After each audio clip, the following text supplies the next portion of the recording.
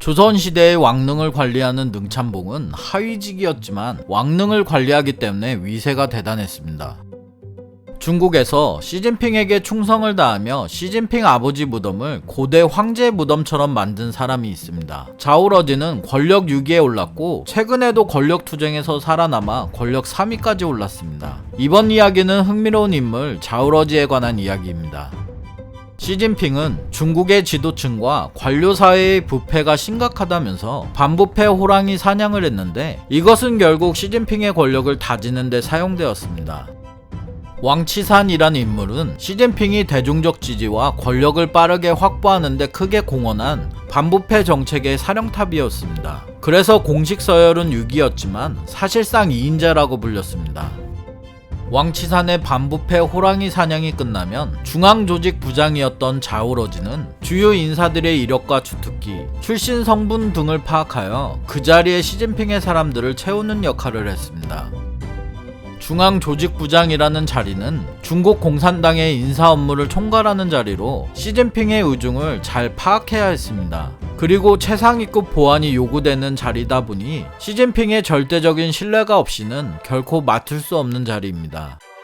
시진핑 집권 초기부터 자오러지는 인사 설계자로 중앙조직부장을 맡아 정부 부처, 국영기업, 언론, 대학에 이르기까지 4천여 명의 인사를 결정했습니다. 중앙조직부장은 그림자처럼 보이지만 강력한 존재이다. 자오러지는 중앙조직부장으로 근무하던 5년 동안 후진타오와 장쩌민 전 주석의 세력을 밀어내고 시진핑의 측근 세력을 곳곳에 등용하면서 시진핑 천하를 설계하는 핵심 역할을 합니다. 자오러지는 시진핑의 간부 임명에 순응함으로써 충성심을 보여줬다. 이런 충성심 덕분에 중앙조직부장이었던 자오러지는 2017년부터 2022년까지 시진핑 집권 2기에 중앙기율위원회 서기로 권력서열 6위에 올랐습니다. 중앙기율위원회는 감찰기구로 자체적인 수사권을 가지고 있으며 우리나라로 치면 대검찰청, 국정원, 국군기무사령부, 고위공직자 범죄수사처를 합해놓은 막강한 조직입니다. 중앙기율위는 관료들의 비위행위를 적발하는 감찰기구이지만 정적을 제거하는 역할도 수행하기 때문에 중국 관료들에게 저승사자로 불렸습니다. 기율위는 시진핑의 정권 유지와 정권 안보를 위한 공산당 내부 핵심 권력기구이기 때문에 시진핑이 가장 신뢰하면서도 능력이 뛰어난 인물에게 맡기는 보직이었습니다.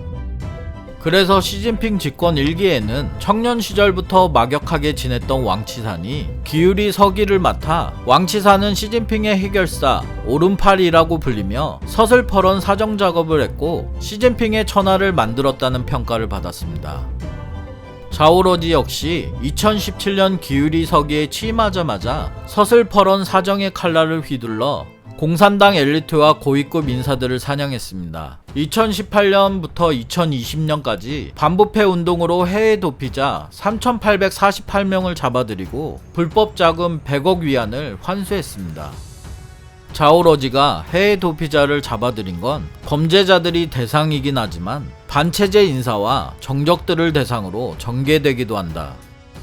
자오러지의 힘이 얼마나 강했는지 보여주는 재밌는 사건이 있었는데 현직 인터폴 총재를 낙마시킨 일입니다. 2016년 중국 공안부 부부장이었던 멍웅웨이는 중국인 중에서는 최초로 인터폴 총재에 당선되었습니다. 그런데 2018년 9월 인터폴 총재가 인터폴 본부가 있는 프랑스 리옹에서 중국 출장을 갔다가 실종되는 사건이 발생했습니다. 당연히 프랑스 경찰은 수사에 들어갔는데 나중에 홍콩 언론사를 통해 인터폴 총재가 체포되어 중국에서 조사를 받고 있다는 기사가 나왔습니다. 원래 현직 국제기관 수장은 해당 국제기관의 동의 없이 임의로 체포 소환 구금을 하지 않는 것이 국제 관례다 보니 이 사건은 크게 논란이 되었습니다. 그해 10월 중국에서는 멍 총재를 조사 중이라고 발표했고 나중에는 사직서까지 인터폴에 접수되었습니다. 자오러지가 현직 인터폴 총재를 숙청해버린 건 호랑이도 파리도 때려잡는 시진핑 반부패 드라이브의 완성이라는 평가를 받았습니다. 사실 멍웅웨이는 시진핑 1기 반부패 수사 대상 중 가장 큰 인물이었던 저우융캉의 측근이었기 때문에 잔존 세력을 완전히 제거했다는 것입니다. 중앙조직부장과 중앙기율이 서기를 지내며 시진핑 천하를 만든 자오러지는 시진핑이 현재 중국 공산당 지도부에서 가장 신뢰하는 인사로 꼽히기도 합니다. 시진핑의 가장 충실한 소유자이자 신복 자오러지. 그렇게 권력서열 6위였던 자오러지는 다시 권력서열 3위에 올라 전국인민대표대회 상무위원장 자리에 올랐습니다. 전인대는 입법기구로 우리나라의 국회에 해당하고 전인대 상무위원장은 국회의장에 해당합니다.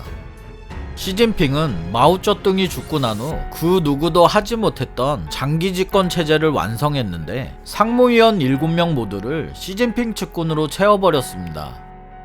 재밌는 사실은 상하이방 출신 한정이 국가부주석으로 선출된 점입니다. 한정은 2017년 중국 최고 지도부인 상무위원회에 진출하기 전까지 중국 경제 수도인 상하이에서 근무하며 상하이 당서기 등을 역임한 상하이방입니다.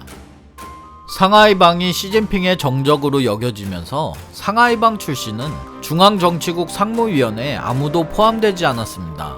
그나마 한정을 국가부주석으로 임명했습니다. 국가부주석은 주석의 위임을 받아 주석의 직권 일부를 대행할 수 있고 주석의 거리 시에는 주석의 직위를 승계하기도 합니다. 그리고 공산주의 청년단 출신 후추나 부총리도 정협 부주석에 이름을 올렸습니다. 후추나는 한때 총리 후보까지 거론되면서 시진핑 다음 대권주자로까지 평가받았던 인물입니다.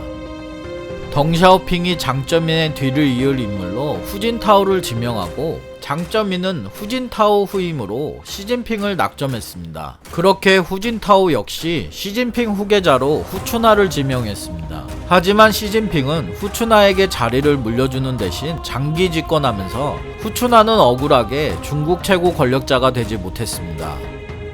국가부주석과 정협부주석 하면 높아 보이기는 하지만 사실상 명예직에 가까워 정치적 거물을 평화적으로 숙청하는 자리입니다. 그나마 한정과 후추나에게 한 자리씩 준 것은 시진핑의 측근들이 요직을 싹쓸이한 것에 대한 불만을 희석시키려는 치밀한 의도가 보입니다. 중국 매체에서는 한 번도 공개되지 않은 사실이지만 시진핑과 자오러지의 아버지는 1930년 중국 공산당 혁명 시기에 같은 부대에서 생활한 전우이자 혁명 동지로 매우 가까운 사이였습니다. 그런 인연으로 자오러지는 산시성 당서기 시절 시진핑 아버지의 무덤을 고대 황제의 무덤처럼 조성하여 시진핑에게 충성을 다했고 시진핑의 어머니 역시 이곳을 무척 좋아해 수차례 방문했습니다.